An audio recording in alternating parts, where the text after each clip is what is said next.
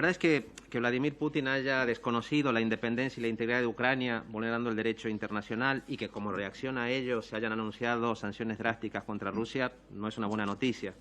Por el contrario, creemos que nos obliga a insistir como nunca en la necesidad de evitar una reacción en cadena y de buscar desde ya alternativas diplomáticas a una guerra que tendría consecuencias devastadoras para Ucrania, para Rusia, pero también para Europa y para el resto del mundo. Y si esa guerra implicara la activación intencionada o por accidente de armas nucleares o de alta capacidad destructiva, pues el escenario sería todavía más espeluznante. Pero nosotros creemos que no hace falta llegar a tanto. Incluso tratándose de una escalada de sanciones contra Rusia, la sola amenaza de respuesta a esas sanciones ya generaría turbulencias que afectarían los precios de la energía, de los alimentos, de las necesidades cotidianas de la gente común. Ayer mismo las naciones productoras de gas dijeron en Qatar que si las sanciones contra Rusia afectan a Europa Occidental, ellas no podrían proporcionar cantidades suficientes de gas de reemplazo. Por lo tanto, nadie, absolutamente nadie, puede salir beneficiado de un escenario de escalada bélica y de represalias recíprocas, salvo, quizá, el poderoso lobby armamentístico que hace tiempo lleva captando millones y millones que deberían invertirse en sanidad, en cuidado del medio ambiente, en ingresos dignos. Que el discurso nacional imperial ruso de Putin sobre Ucrania ha sido una cerilla arrojada sobre un barril de petróleo, sin lugar a dudas. Ahora, también es inexplicable si en estos últimos 30 años en los que la OTAN, o mejor, los Estados Unidos, se han dedicado no a buscar un acuerdo razonable de seguridad compartida, sino a sembrar de bases militares y de misiles las propias fronteras con Rusia. ¿Qué país aceptaría una cosa así? Desde luego no lo harían los Estados Unidos, si México, pongamos por caso, formara una alianza militar con un adversario directo suyo. De hecho, lo acaba de recordar el senador norteamericano Bernie Sanders. Los Estados Unidos llevan 200 años operando bajo la llamada doctrina Monroe y arrogándose el papel de intervenir contra cualquier país que amenace lo que consideran su esfera de influencia. Bajo esa doctrina, en 1962 estuvieron a punto de desatar una guerra nuclear con la Unión Soviética porque ésta colocó misiles en Cuba a 144 kilómetros, no en la frontera de las costas norteamericanas. Y bajo esa doctrina, que John Bolton y otros asesores de Trump consideraban en plena vigencia en 2019, los Estados Unidos han invadido o participado en el derrocamiento de decenas de gobiernos del mundo contrarios a sus intereses. Lo que ocurre, señor ministro, es que estos días estamos asistiendo a una amnesia selectiva y un doble rasero escandaloso. El régimen ruso efectivamente es un régimen oligárquico y nacionalista que no parece ofrecer nada atractivo al pueblo ucraniano. Pero nadie recuerda que esta deriva comenzó ya con el régimen neoliberal de Boris Yeltsin, apadrinado por Occidente. Nadie recuerda que cuando Putin lanzó su asalto brutal contra Chechenia en 1992 al 2000, fue aplaudido por Bill Clinton y por Tony Blair, simplemente porque en ese momento Putin respaldaba a Occidente en la mayoría de sus asuntos, incluida la guerra de la OTAN en Afganistán. Se habla con insistencia del carácter iliberal del régimen ruso actual, de acuerdo. Pero ¿cuál sería el orden sedicentemente liberal defendido por Estados Unidos y la OTAN? Desde luego, no el que pasó de proteger durante años las tropelías de Saddam Hussein para luego inventarse motivos para invadir Irak y apropiarse de sus recursos, dejando a un país destruido.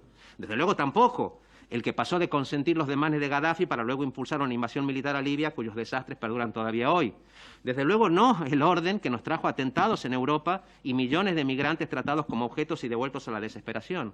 Desde luego no el que silencia y borra a los palestinos mientras ampara a la Turquía de Erdogan, un país que está en la OTAN y al que se ha utilizado para masacrar a los kurdos o incluso para prestar ayuda militar al gobierno de Kiev.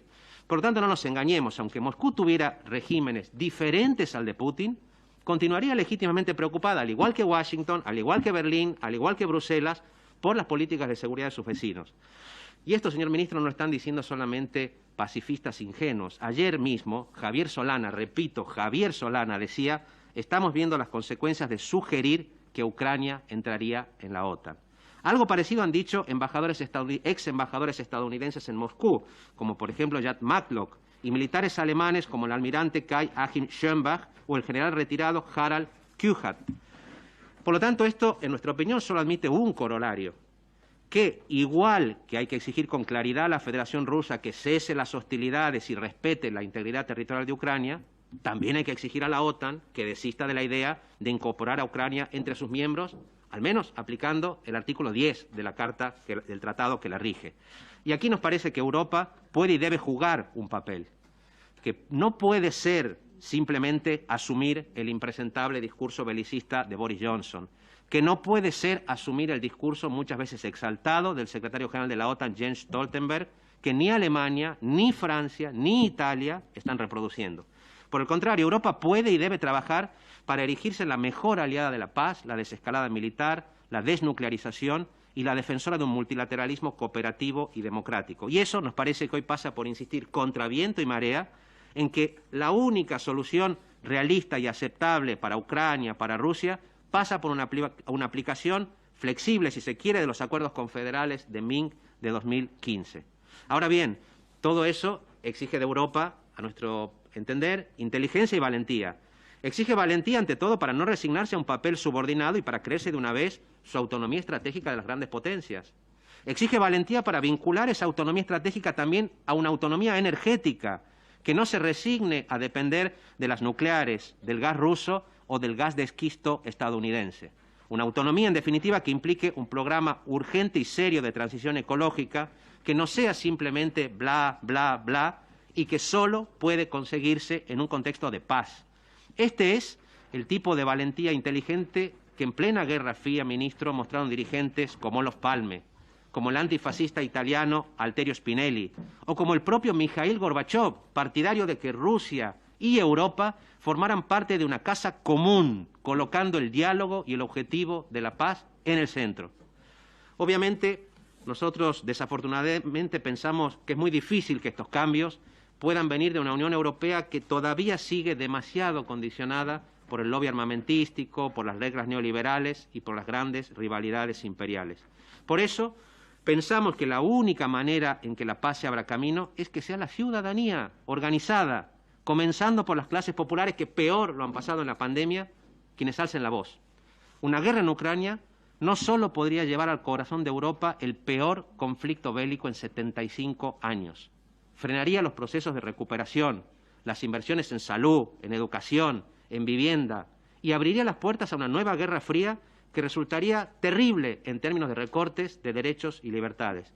Por eso, ministro, nuestra esperanza real está en que sean esas gentes trabajadoras, que sean las mujeres, que sea la juventud, que sean los movimientos feministas y ecologistas quienes impulsen desde ya un movimiento por la paz y por la seguridad colectiva. Porque no hay otra alternativa. Frente a las mentiras de los señores de la guerra, frente al oscuro negocio de las guerras imperiales por el control de recursos energéticos, solo hay un camino: la conquista ciudadana de la paz y de un orden internacional menos brutal, más cooperativo y más sostenible. Gracias.